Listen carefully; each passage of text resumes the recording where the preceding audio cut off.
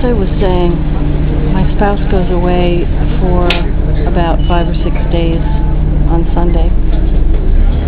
His mother is elderly and widowed and out in the country. And his family broke off with me completely about 3 years ago. And his father died last year.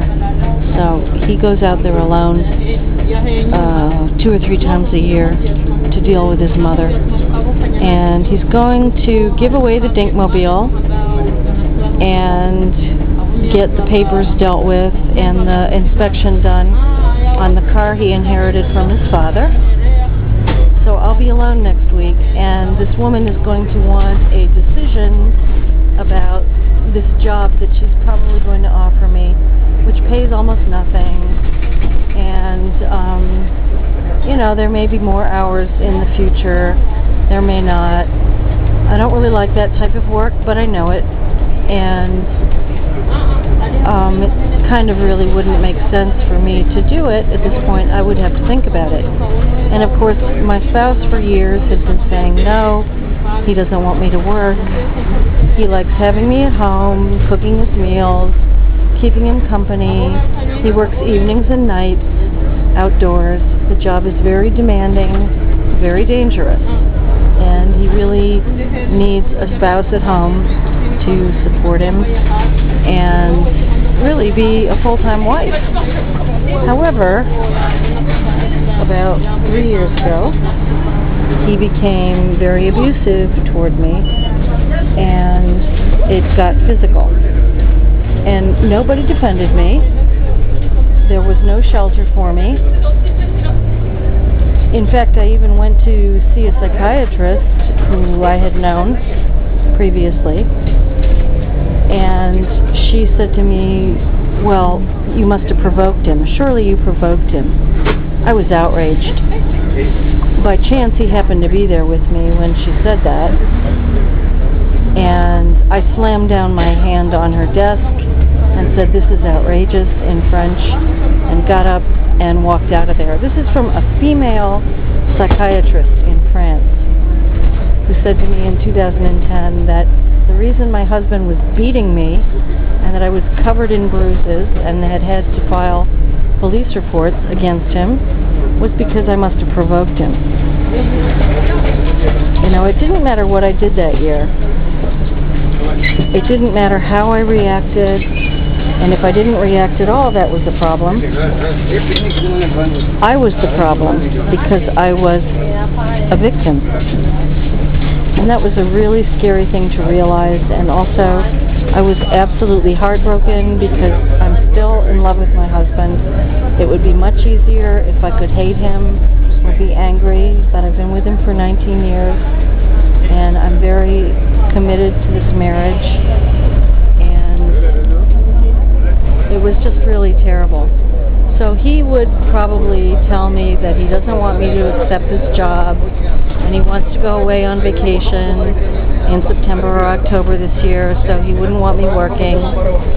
And, you know, I'm just supposed to sit around the house for another year and do nothing. And I really don't like that. I had a dream last night, and I don't remember too much about it, except it was like in a movie I saw, La Captive, I think is the name.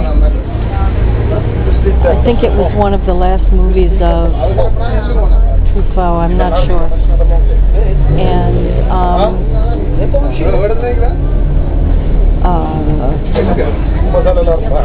it was about a woman who was, I think, a prisoner.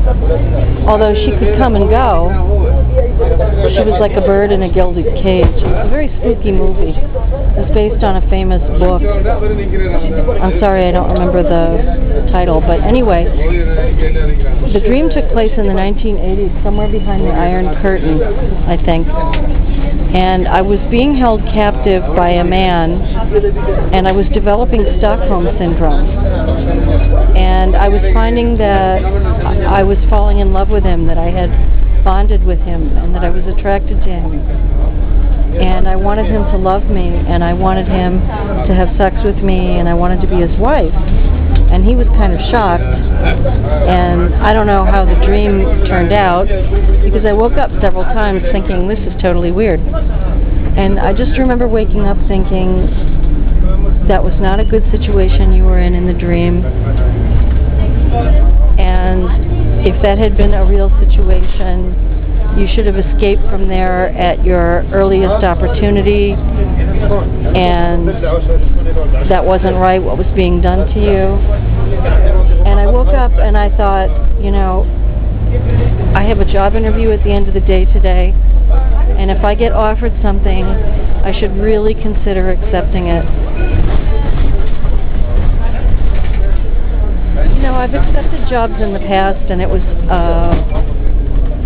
a mistake.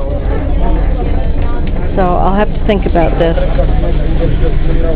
And she does not want to reimburse me for the transportation, which I would have to negotiate with her on, because I see that I could get out here on a tramway and a bus, or a tramway and a bus, or a tramway and 2 buses, depending. But a tramway and a bus wouldn't be that bad, and it would only cost about,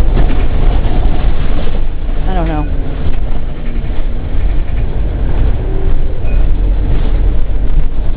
about €7 round trip or something like that. So for her to pay half of that, $3.50, you know, she ought to be able to do that.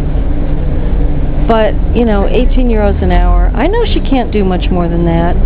You know, whatever they pay you here in France, they have to pay for a full-time salaried job a good 1.5% of that in social charges. And it's less for the travail vacataire, you know, when you just pay by the hour. But they still have to pay something. So I don't know, we'll see. So I'll talk to you later. Bye.